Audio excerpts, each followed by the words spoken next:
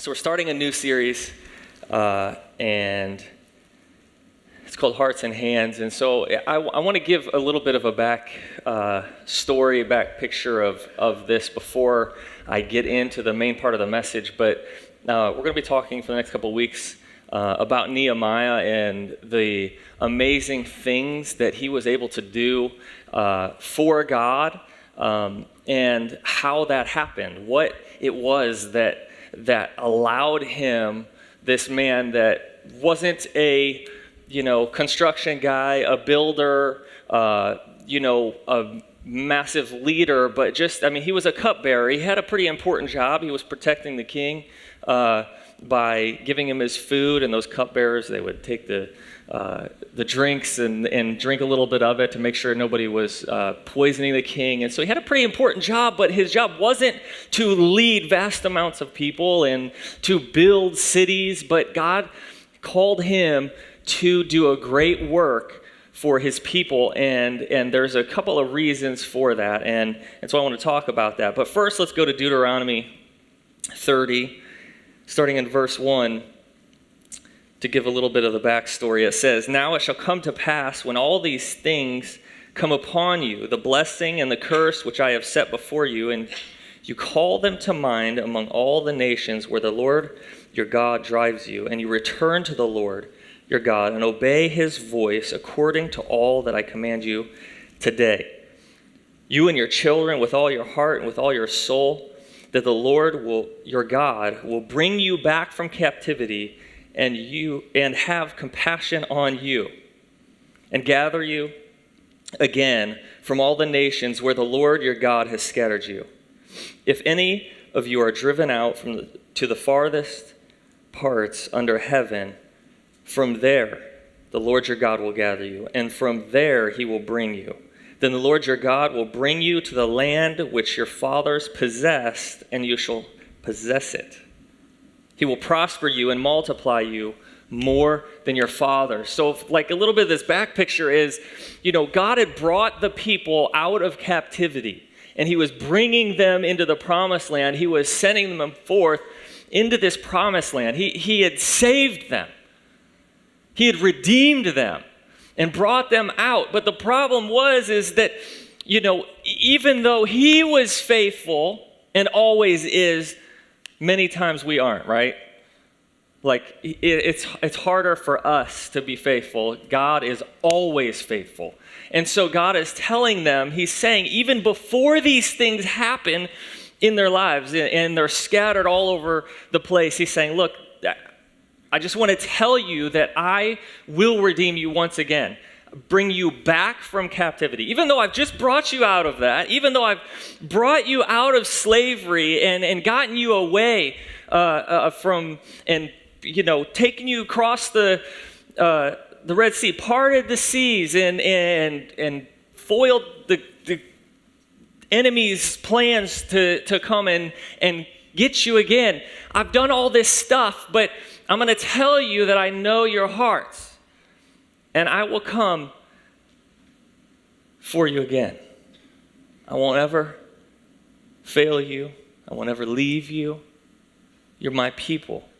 And I think that we need to hear this today because, no matter if it's the first time or maybe the second, third, or fourth time that we've left our relationship with God, or we've done something to grieve God's heart, that God is there for us.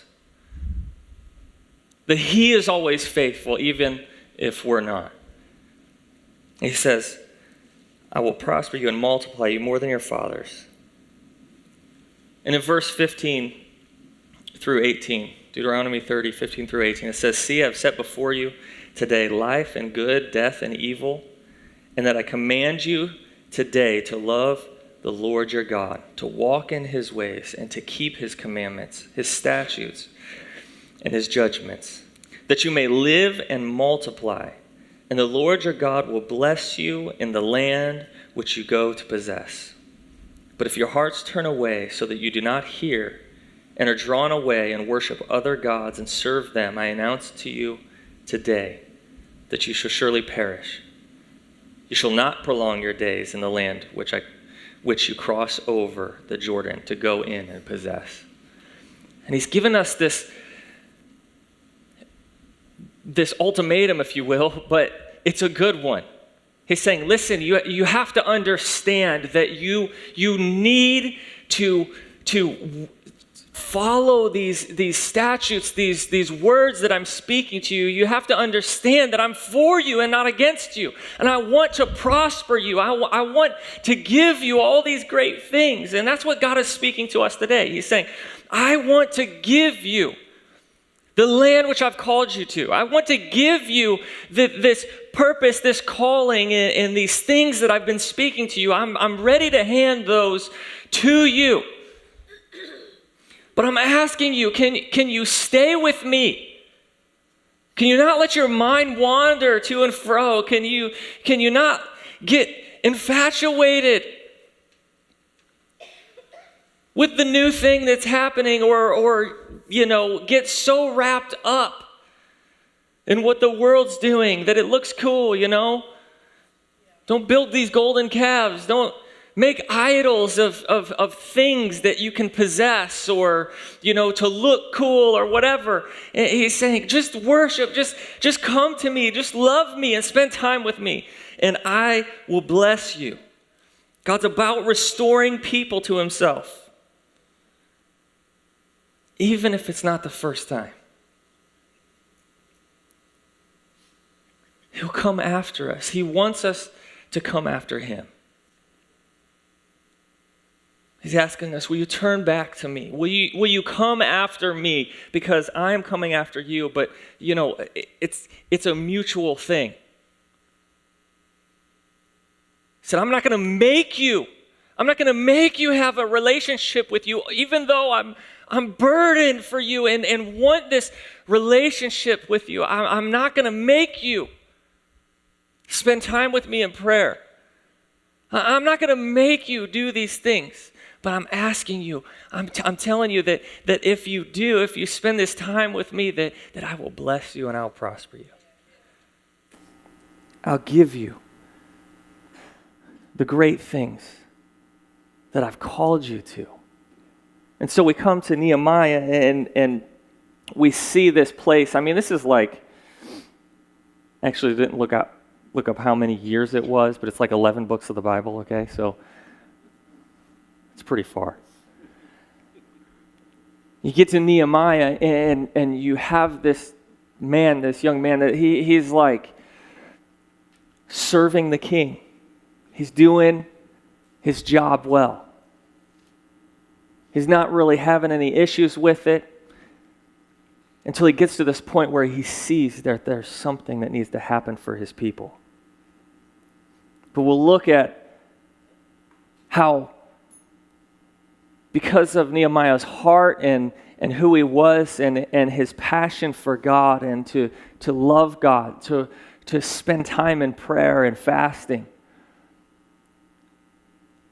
that it allowed him to grab hold of this burden for God's people and to do these mighty things. It wasn't because he had the skill set. It wasn't because he had everything going for him or he was born into money, or he was, set up from the start. He had everything. Because, I know that's what we tend to think many times, Well, yeah.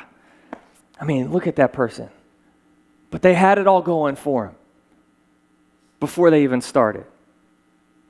Or they had the money, they had the family, they had, all the things that they needed. But that's not the case. And we can't allow our hearts to think that way, because we're diminishing what God has called us to, or what he wants us to do when we do that, right? And all God is saying, you don't have to have all the things going for you. I don't even have to have, you don't even have to have the skill set to build a city. All you have to do is have a heart for God, for who he is, and he will give you everything that you need. And I've heard story after story of men and women that coming to these moments where at their job or with their family and not having the answer, but spending time with God and saying, God, I know you're faithful. I know you're for me. I know you want the best for my family or for me in this workplace. God, help me in this situation that I'm in right now. And all of a sudden, God, His Spirit just places in them the answer that they need or the thing that they need to say or the thing that needs fixing. And it wasn't because they knew everything, it's because they had this relationship with God. And that's what God wants for every single one of us. He says, none of us are supposed to live our days just in mediocrity or just like, yeah, I have this relationship with God. He's good, but my life is just kind of like, eh. No, He's called all of us to do great things, to move in His power and His love, to see Him work through us to do great things. That's what it is. I'm telling you, no matter me, you, every single one of us. But He says, come after me and see what I can do when we're together in this thing. So that's where we have this place that Nehemiah is in. And first, I just want to say, the first thing that I see about Nehemiah is that he's not in a rush. Proceed slowly. Now, this isn't procrastination. This isn't just sitting around like, hey, maybe God will do something, but I'm not going to get up and do my part. This is just saying, I am going to wait on God. I am going to make sure that I am hearing the words of God when I move. Because I want to move with Him, not in my own knowledge, my own strength, or what I think. I want to move where God wants to move. I want to move in His wisdom. I want to move in His strength. That's where I want to go. That's where I want to be, wherever He is. So we wait on the Lord. Not procrastinate on the Lord, but wait on the Lord, which is moving when He moves and not when He's not. In Nehemiah 1, verse 1, it says, the words of Nehemiah, the son of Hekeliah. All right, I might struggle. We're in the Old Testament here. So, it came to pass in the month of Chislev, in the 20th year, as I was in Shushan, the citadel, that Hanani, one of my brethren, came with men from Judah, and I asked them concerning the Jews who had escaped, who had survived the captivity, and concerning Jerusalem. And they said to me, the survivors who are left from captivity in the province are there in great distress and reproach. The wall of Jerusalem is also broken down, and its gates are burned with fire. So it was when I heard these words that I sat down and wept and mourned for many days. I was fasting and praying before the God of heaven.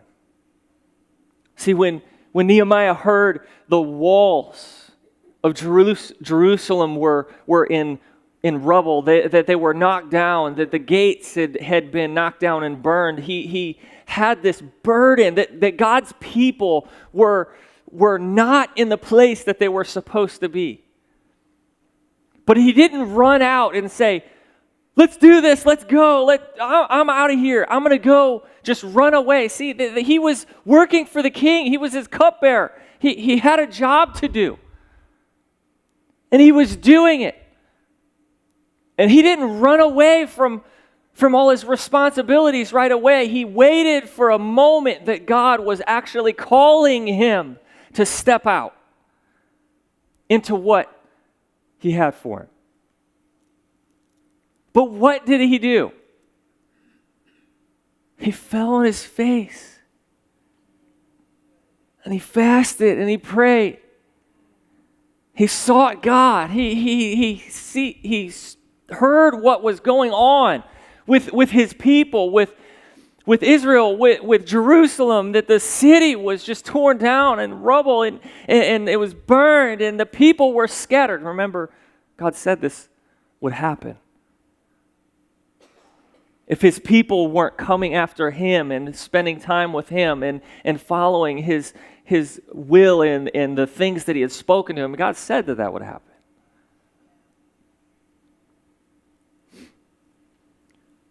But I love that all it took was one man. We see here in Nehemiah that it was one man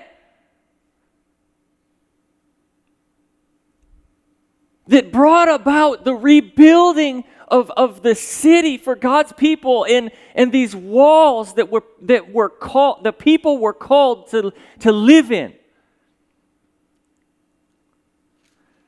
It wasn't a mighty army, even though other guys, and we'll talk more about this in a couple messages later, but there were many people that gathered around, but it started by one man. Why? How? How did this happen? And again, we can say, oh, well, we can explain it away because, it couldn't have been me. Couldn't have been me that did that thing. Why not? Why not? That's my point here is why not? You've got a heart just like he did. You've got hands just like he had. And you can't tell me that you don't. God has called each and every one of us to bring reconciliation and love and safety and comfort and all these things to the people around us, to bring people to his place of resting. That is what we're called to, just like Nehemiah. Every single one of us. He sought the Lord. He petitioned God on behalf of Jerusalem. We all have people that we know of, that we think about, that we know that they need healing or a relationship with God or restoration in their family. All these different things. We get in these moments where we get so burdened and so wrapped up in all these feelings and emotions, and we get overwhelmed. What is going to happen? What are we going to do? How am I going to make it through this? Or my family member, what's going to happen to them? But how many times do we rush out to work on that situation or that thing on our own strength or in who we are? When God's saying, I want to bring that situation to the place it's supposed to be. I want to bring healing. I want to bring restoration. I want to rebuild those walls. But can you do it with me? Can you have this heart and this burden for this thing to happen? So much so, but not leaning on yourself, but leaning on who I am so that I can help you do it.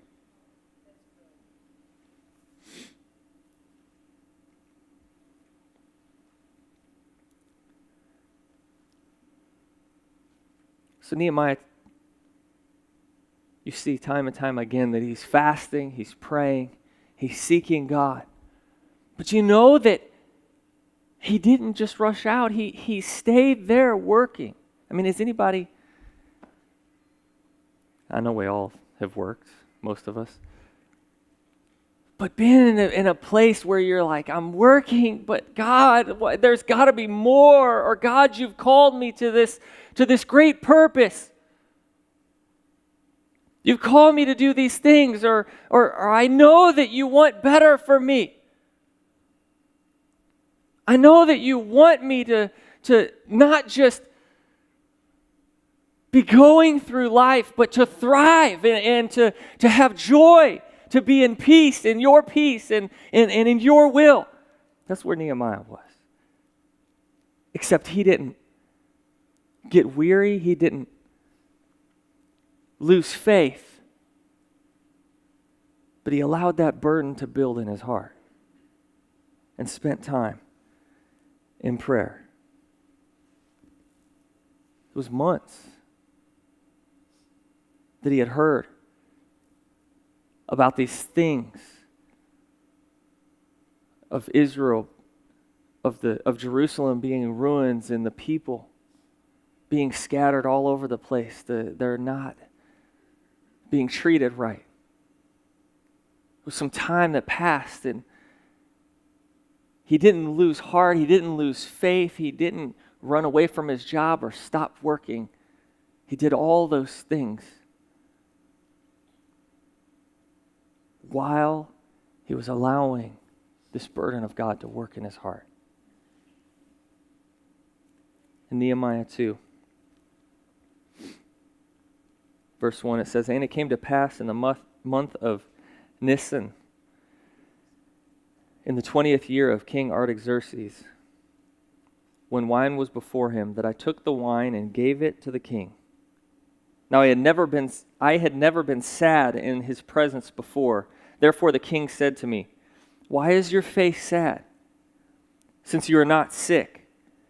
This is nothing but sorrow of heart.' So I became dreadfully afraid and said to the king, 'May the king live forever. Why should my face not be sad when the city, the place of my father's tombs, lies waste and its gates are burned with fire?' Then the king said to me, 'What do you request?' So I prayed to the God of heaven." So if we look for a minute at this moment where he's taken this to God in prayer. In chapter 1, when he heard this news, he had fallen to his knees and prayed and fasted and he was seeking God. And you know what he was praying? He was telling God of the promises that God made to his people. But I think he had to realize that those promises that God made, that he was for his people and that he would redeem them, he would bring them out of captivity once again, that he would help them to rebuild and reestablish themselves, that it was contingent on their relationship with him. That he said, "Please just have this relationship, follow me, listen to what I'm telling you, because I know what's best for you."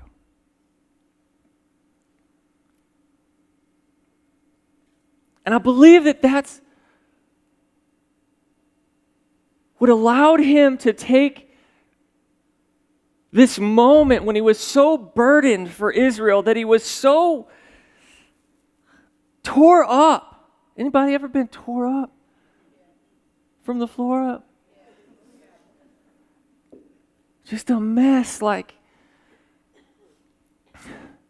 God, I need you. I need you so much, God. I know that this isn't how my family is supposed to be living. I know that this isn't how you have called me to live in exile or in ruins, God. I know.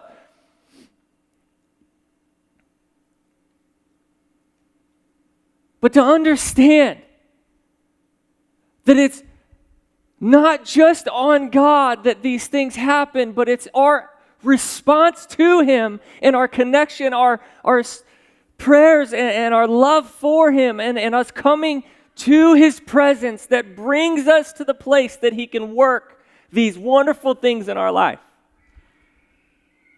And I believe that's where Nehemiah was at, and that he's waiting and praying and seeking God until the point where God gives him an opportunity to speak what's on his heart. I don't know if you see that like I see it. Hopefully you do.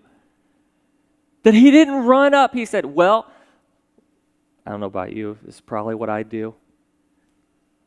I may not have the most important job, but I actually come over to the king every single day, multiple times a day. I have a voice with the king, even though it may not be a weighty one. I can speak to the king. I just heard, he could have said, I heard that my people need help, and I'm going to go up to him today and tell him that my people need help.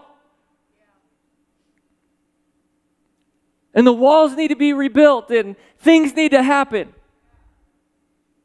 But he didn't. He waited for the opportunity that God was going to bring him, instead of stepping out in his own strength and his own place that he felt that he had. He said, God, you're good. God, you have promised to redeem your people and to bring your people back.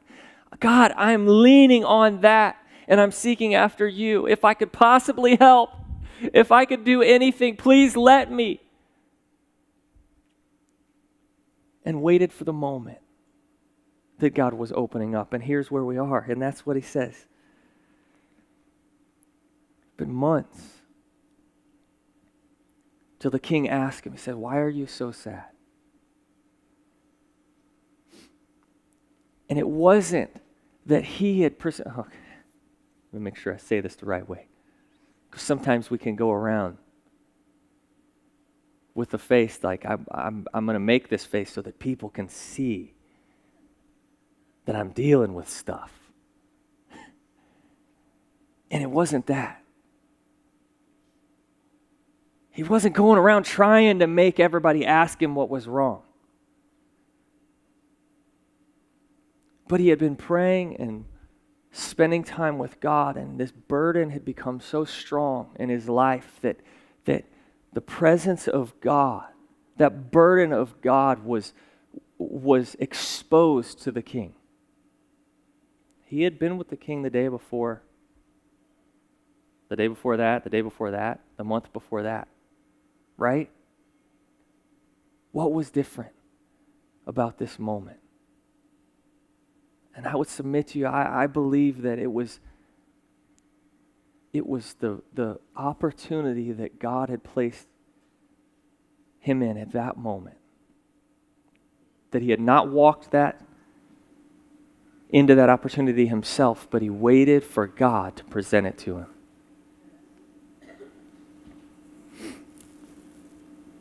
So it says, he said to the king, if it please the king, if your servant has found favor in your sight, I ask that you send me to Judah, to the city of my father's tombs, that I may rebuild it.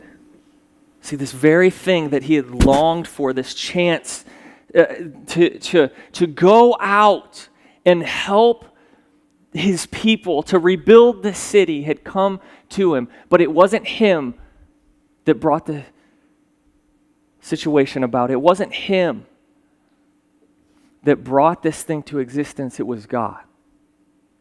It was God's leading. It was his presence. It was his spirit that allowed the king to feel this burden also.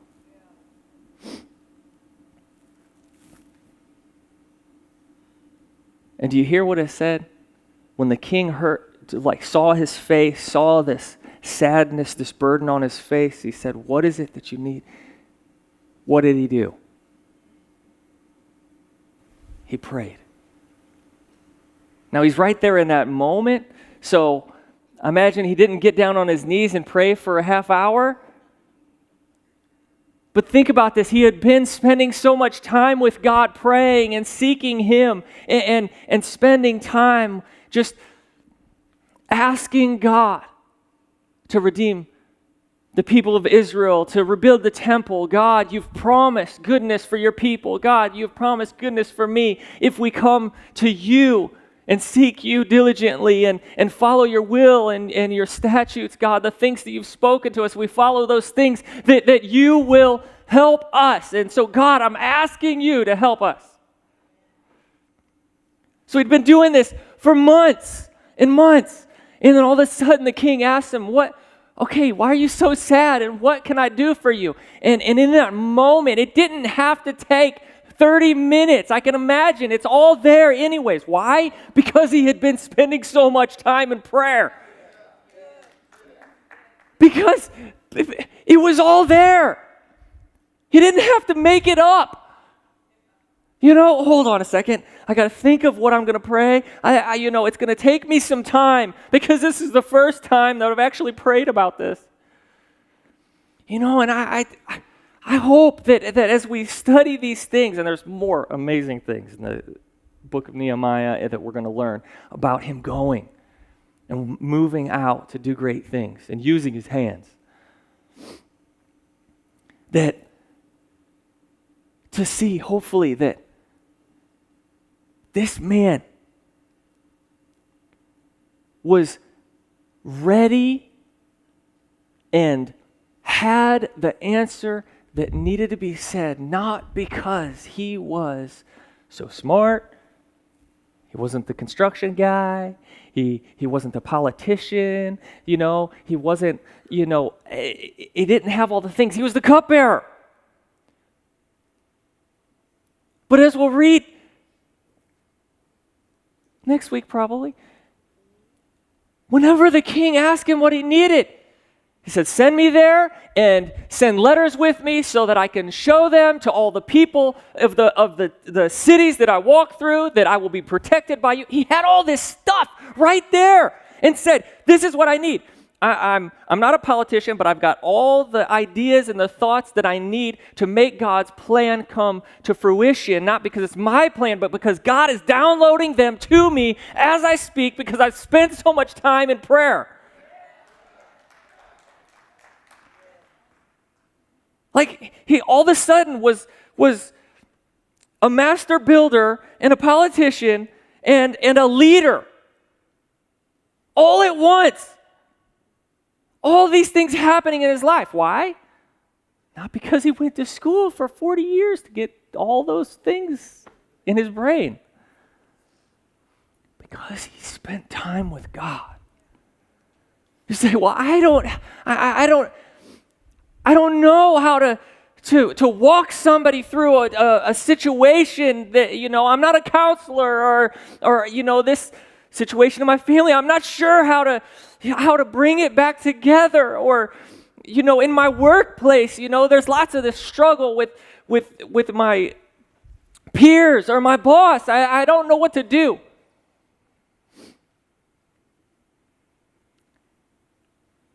And I would say,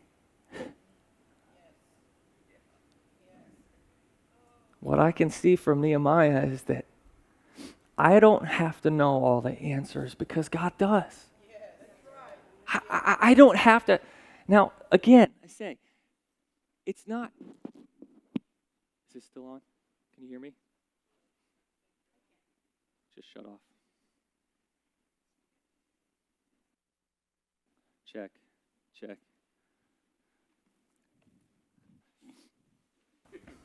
See? Hello? Check. Can you hear me? All right. See, these mics are better.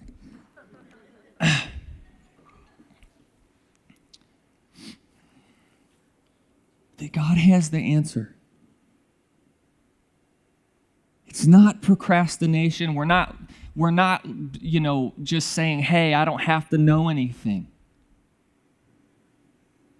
But it's coming after him in such a way that whatever he says, we're ready to do it. Whenever he says go, we go. Whenever he says stay, we stay. Whenever he says jump, we say, I'm sorry, I had to do that.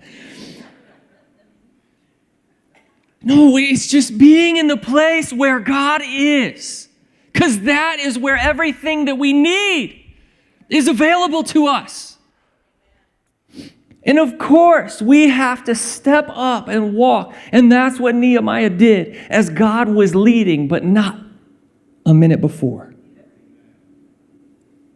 He said, God, I'm going to seek after you until you open the door, till you present me with the opportunity. God, I am with you. I have this burden for your people. I have this burden for restoration. But I don't want it to be me doing it, God. I want it to be you. So we prayed. This guy, he, like I said, He didn't have all the degrees and all the things studied up. But his burden and his relationship with God trumped any inadequacy that he possibly could have had. And that's for today what I hope that we get, that our burden and our relationship with God can trump any inadequacy or any issue that we possibly could have in our lives. That he's called us to great things. He's called us to himself. And when we come to him, those things that he's asking us to do will not be hard. It won't be too much for us. It won't be something that we feel inadequate for, because we know that he is on our side, then he's got us. Amen? Will you stand up with me?